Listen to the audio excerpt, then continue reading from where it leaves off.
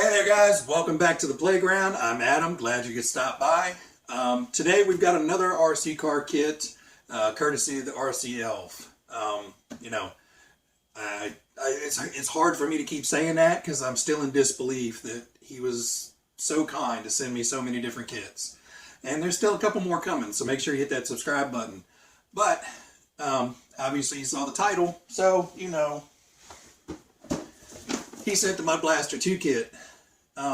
So this one is a new one for me. I never had a Mud Blaster. I do have the Blackfoot and, you know, the Frog, which shared that original chassis. But this is the re-release, new kit version of it. So this is on a completely different chassis. First time I've built one on this chassis type, and it should be a fun build. So real quick, I want to give you guys a little bit of, you know, history of this, and bear with me.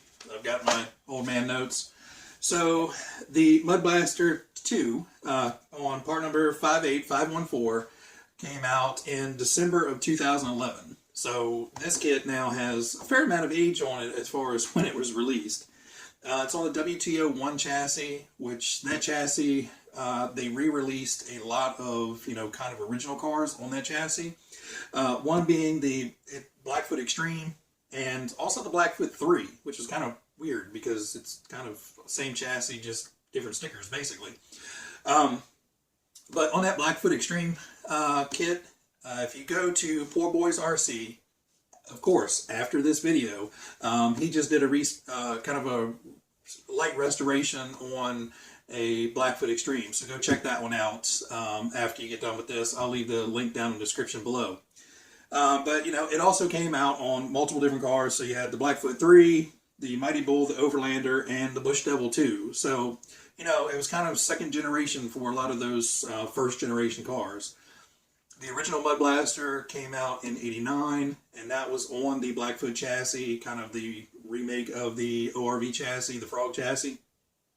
And so, you know, this is the second gen of that. So, enough blabbing. Let's take a look in the box, and then we're going to get to building.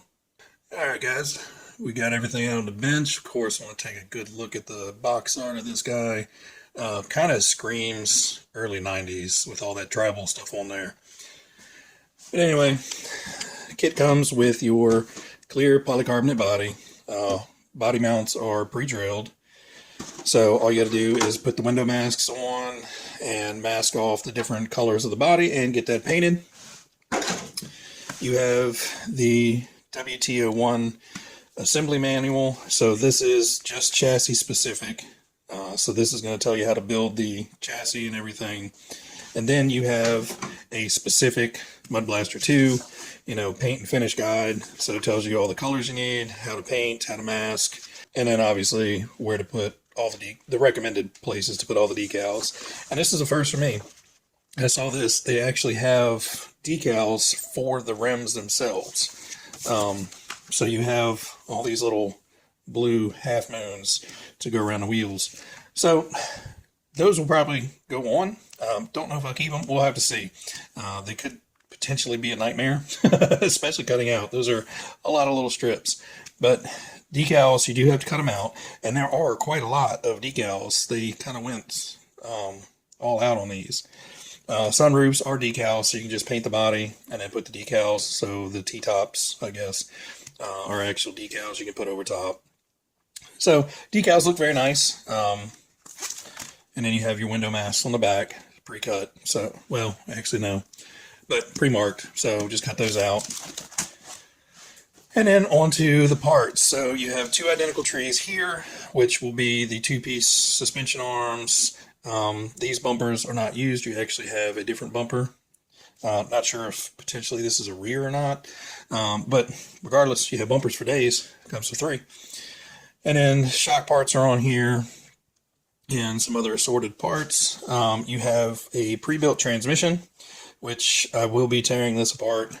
As you can see there, the white bushing. So we're going to pull that apart and put full bearings in this. Not necessarily because I'm going to probably wear out the bushings. It's just, you know, I don't like the little bushings. I think it's kind of silly at this point. But anyway, You have the flexible part trees. So this is the really soft, flexible plastic. So you have your body mounts, looks like battery retainers, other stuff on there. This one has your front and rear hubs. You have your steering servo bits, servo saver mounts, wheel hexes, front knuckles, all that good stuff on here. So you have your two big chassis plates, so those get smashed together and make up the majority of the chassis. This is actually the front section of the chassis, so all the front suspension, everything will join on here, and then this actually will connect to the chassis.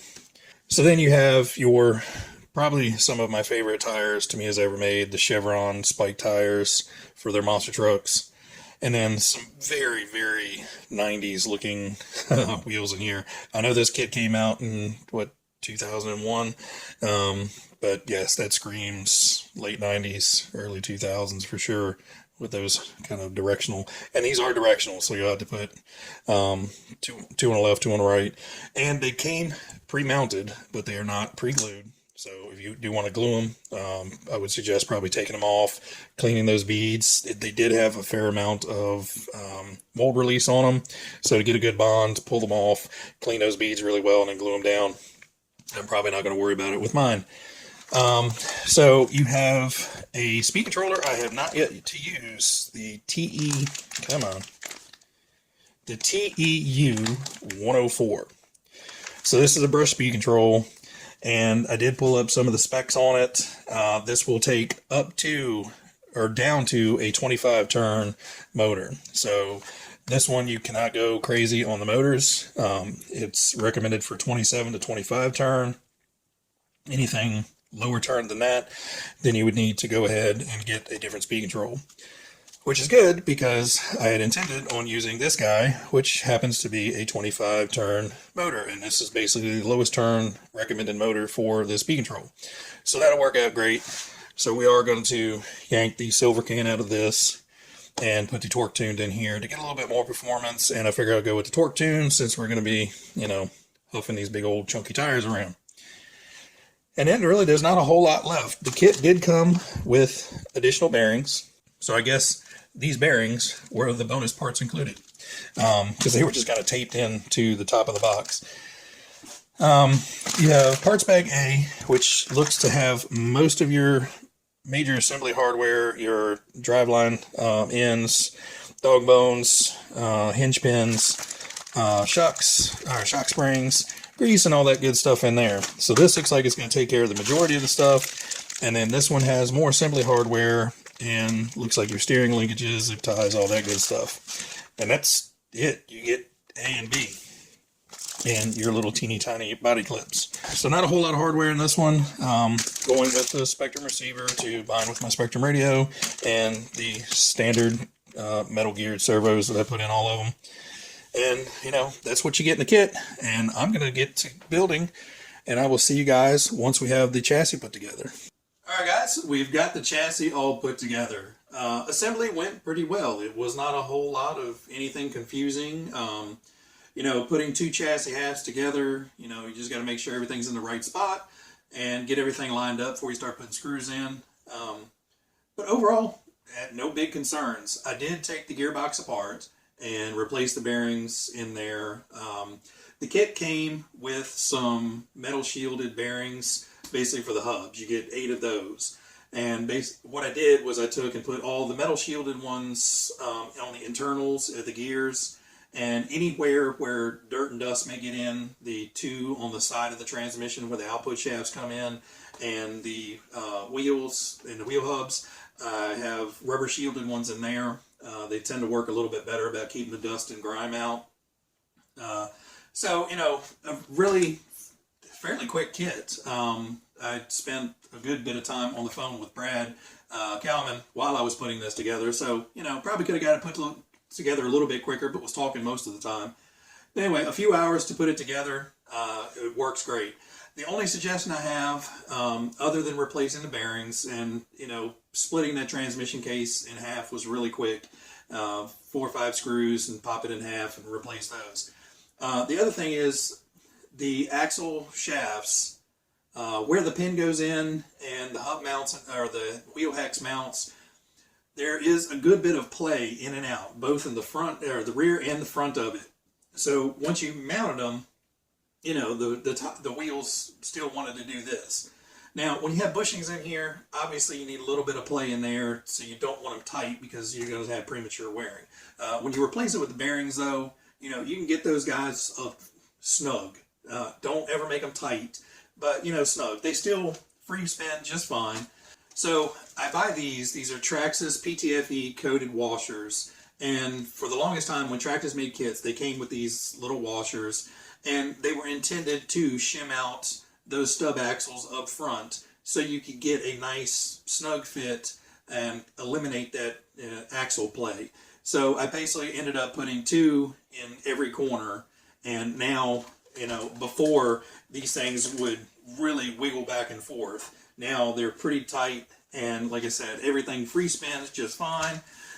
Obviously the rear end has a little bit of resistance from the transmission.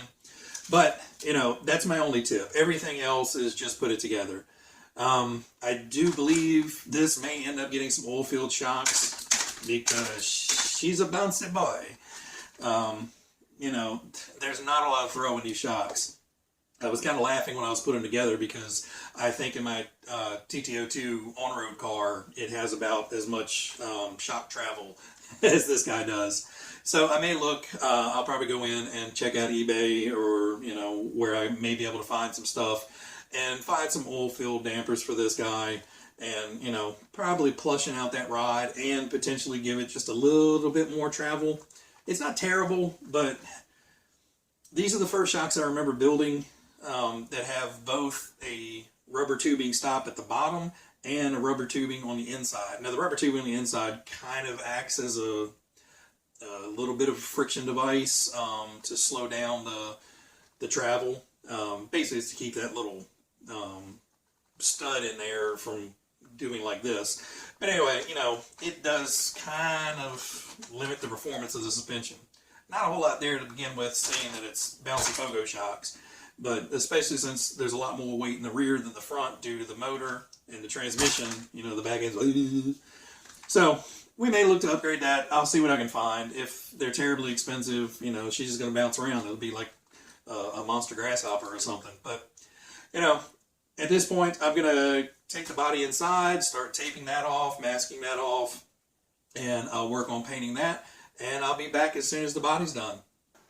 Well, alright guys, we've got everything ready to go. So, truck went together fine, body was okay, no big ordeals with painting the body. Basically 3-color body. The bed area is black, the roof is a dark metallic blue, and then the sides and, you know, front end and rear end are split with the silver. So basically what I did is I masked off the bed area with masking tape, and then I ran, so I had all that cut out perfect. I ran basically the real thin Tamiya tape. It's, I don't know, 1/8 of an inch, a little bit more than 1/8 of an inch. Nice vinyl tape so I could get a nice straight line. And just a tip for doing that, you know, it follows this body line, but up here there's a point to it. Back here it's just flat. So just find something flexible you can kind of line up with that body line, make some marks on the outside of the body on that protective film, and then pull your lines on the inside. The corners were a little tricky because, you know, it lines up perfectly with your corner and front end, back end. So, you know, getting these corners here nice and perfect with the tape was really difficult. I had a little bleed through, corrected that before I put the second coat. So once I had that nice, you know, pinstripe layer down, I was able to then, you know, tape off this whole top section and then spray paint the silver first, and then I just came in, peeled off that section of masking, did the blue. Obviously we taped off the windows first with the supplied window mask, but then you paint everything blue, and then lastly I peeled out the bed area and did all that black, and then back painted everything with the black, so underneath is, you know, fully blacked out. Getting the decals on was a little bit tricky, especially these big long tribal flame things, but it is so, you know, comically 90s, late 90s, early 2000s with those, you know, tribal flames on it and everything. it was hard not to have fun with it because it was just such, you know, it's literally a little time capsule here of that era. You know, most of Tamiya's cars and trucks, you know, kind of have that, you know, last generation's decals with it. This one didn't really hold up that well. But decals went on fine. Basically, you have one that goes over this little front fender area. Then you have this big, long one here. And then there's actually a third one down at the bottom. So just take your time getting that first one on and, you know, getting that lined up with the fender well nice and tight. And then take care of getting this second big one started up against that. And then run that down. And then the bottom one goes on fairly easily. I can tell we're going to have a little bit of problem with peeling. The little headlight stickers have a little split in them, and basically you stick it on the front and then wrap it around and they kind of fold over each other. So I may have to put, you know, a little dab of something on there to keep those down. Same thing with the taillights. Taillights don't feel like they're going to pucker up as much, but these front headlights, you know, or the turn signal marker lights up front may have some issues with peeling. And I'm sure the first time we put it on its lid and, you know, gouge into the front end and stuff, it's probably going to wreck a few of the decals, but hey, is what it is. Decaled it basically exactly how it showed in the instructions. The only thing I did omit was there's a long silver one here and a long silver one underneath. And I got such a good transition between the blue and the silver, I really didn't need those, so I omitted those. And there was one extra one that goes up across the top. When I was putting on the other ones, I was kind of focusing more to hiding that, you know, windshield to pillar line, and I didn't realize that they kind of should have fully covered the pillar. So when I went to put the top one on, it looked goofy, so I peeled the little top strip off, but it looks great with the kind of that windshield visor piece. All in all, you know, it was a fun kit to put together. The body took a little while just because there were so many coats of paint. That silver you really have to put on in some thin coats and just build that up because the color is kind of light. The blue goes on really well, and of course, you know, black is probably the easiest color to paint. But, you know, with all these little nooks and crannies around the body, you know, you really want to make sure that the paint is dry before you put a second coat on. So you can speed it up a little bit with a hairdryer. Just don't go too hot and warp the body. But, you know, if you have a little tiny pool of paint and, you know, you spray another color in, a lot of times it'll kind of swirl and leave kind of undesirable effects. So, you know, just make sure between your coats you've got, you know, at least 15 minutes or so of flash over dry time. And if you notice you have any paint pooling in a certain area, because obviously when you paint it, you know, you leave it sitting there on the bench upside down so it'll dry. And, you know, paint does pool in those little, you know, crevices here and there. Especially in this little peak of a bed rail that it had here. I noticed, you know, if I got a little heavy-handed with the paint, it wanted to pull up in that a little bit. Just some tips, you know. But I'm going to wrap this one up right now. Weather's not super perfect outside right now. And so I want to, you know, make a dedicated run video with this one. So we're going to wrap up this. We're just going to consider this kind of the build and, you know, thoughts video. And I'll have a running video out very shortly with this one as soon as I can get out and actually get some running on it. But, you know, just running it on the bench, it seems like it's really peppy. And the steering, I guess with that longer servo saver on there, the steering's actually pretty quick on this guy, surprisingly. But anyway, I'm going to quit rambling. I'm going to wrap it up with some up-close pictures of the car and the body and the excruciatingly 90s, early 2000s decal sets. Anyway, guys, I hope you enjoyed the video. Stay tuned for the running video of this, and I do have some more stuff coming up. Project Resurrection is getting pretty close to being finalized, so that video should be out fairly soon as I can get that wrapped up. And then I do have a few more kits in the vault, so I'll be making some more kits here shortly. So everybody, make sure you hit that little subscribe guy down there, throw a thumbs up. Everybody out there, be happy, be healthy, be safe, and I'll catch you guys next time. Bye.